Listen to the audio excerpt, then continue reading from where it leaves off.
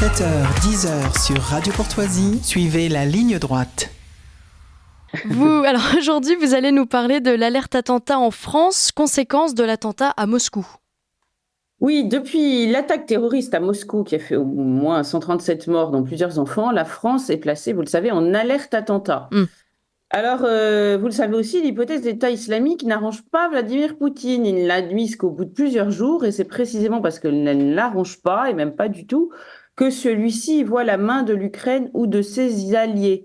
Alors pourquoi? Parce que pour Vladimir Poutine, cet attentat oblige à des représailles. Celui-ci est actuellement au mieux avec le monde islamique depuis qu'il est devenu le héros AULT et le héros OS du Sud global. Pourfendant un Occident décadent et oppresseur aux valeurs dévoyées, c'est ainsi qu'il se présente. On se souvient du Forum de Kazan l'an passé. C'est une ville qui mêle les minarets et les bulbes orthodoxes. Donc ces nouveaux alliés, l'arc russo-iranien, lui permettent par ailleurs de trouver des débouchés économiques de substitution pour compenser l'embargo lié à la guerre en Ukraine. Il ne veut pas être acculé alors que les vieilles plaies de Tchétchénie, d'Afghanistan et de Syrie, même du Sahel, se referment à peine, à une répression de l'islam radical qui mettrait à mal ce rapprochement. Mais cette hypothèse n'arrange pas tellement non plus Emmanuel Macron. Exactement. Cette hypothèse n'arrange pas non plus Emmanuel Macron. Ça leur fait un point commun. Car elle oblige cette hypothèse à retrouver, cette hypothèse qui semble quand même bien confirmée, à retrouver la tête froide et les priorités. Si la France est en alerte quand la Russie est frappée, c'est qu'ils ont un ennemi commun. S'ils ont un ennemi commun, c'est qu'ils ont un point commun, et pas seulement que l'hypothèse de l'État islamique ne les arrange pas. Et ce point commun, c'est une civilisation. Et une civilisation dont la nature, disait Malraux, s'agrège autour d'une religion. Et d'ailleurs, le communiqué de revendication de l'État islamique l'affirme, l'attaque visait des chrétiens. Entre guillemets, je cite, une guerre entre l'Europe et la Russie ne ferait en somme que mâcher le boulot de l'État islamique, des chrétiens qui font la guerre à des chrétiens. Cela fait réfléchir les Français qui n'étaient déjà pas très chauds.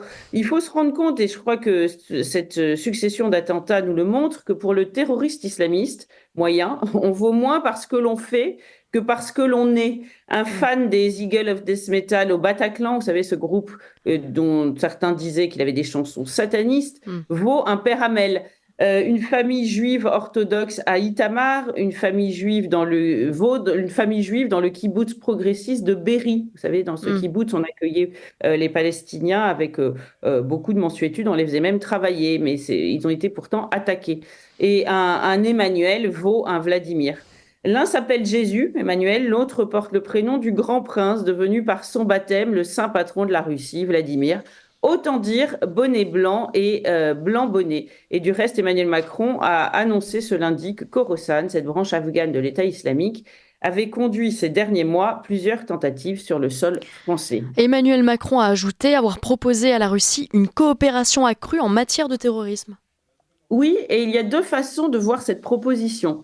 On peut voir le verre à moitié plein, rassurant pour les Français, un signal les Français qui auraient eu peur que leurs enfants soient envoyés au front, un signal rassurant de désescalade, difficile de coopérer en se tapant dessus. Mais on peut voir aussi le verre à moitié vide d'une situation migratoire hors de contrôle. Après l'assassin tchétchène de Samuel Paty, celui ingouche de Dominique Bernard, voici les terroristes du corps au sang.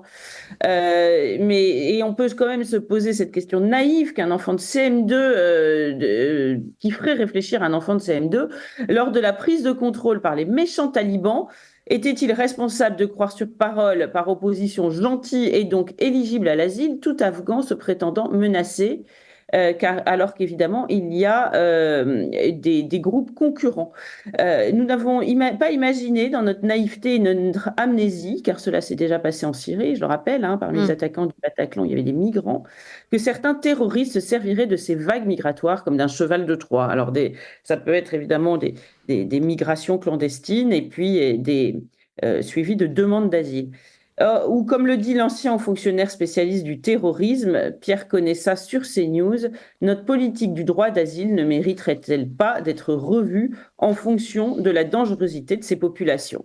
Et vous savez du reste que ce matin, je crois que la DGSI briefe Gérald Darmanin au sujet des JO et notamment de la cérémonie d'inauguration pour l'informer des risques. Et c'est vrai que nous avons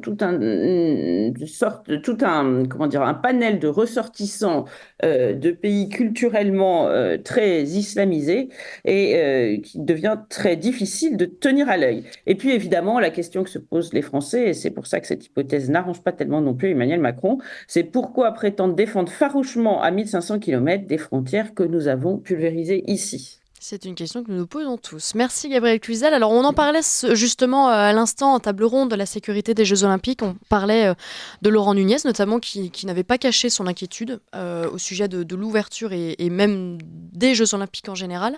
Thibaut de Montbrial aussi, président du Cercle de réflexion sur la sécurité intérieure, qui s'inquiète lui d'une attaque post-Jeux Olympiques. Vous partagez cette inquiétude ?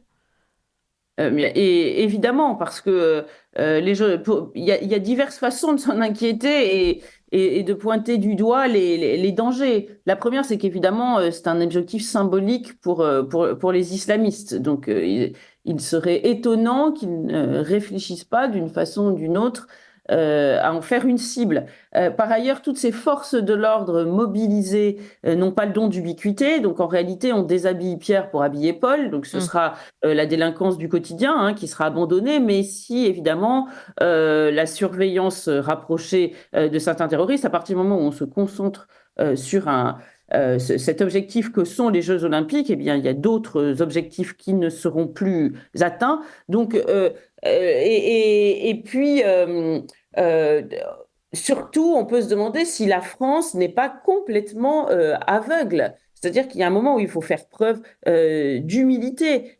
Si nous ne sommes pas en moyen de protéger ces Jeux Olympiques, peut-être faut-il réfléchir à minima, je dis à minima, à revoir la cérémonie d'ouverture, voire à revoir l'organisation complète de ces Jeux Olympiques. S'il ne se passe rien, ce sera la victoire d'Emmanuel Macron, sans doute.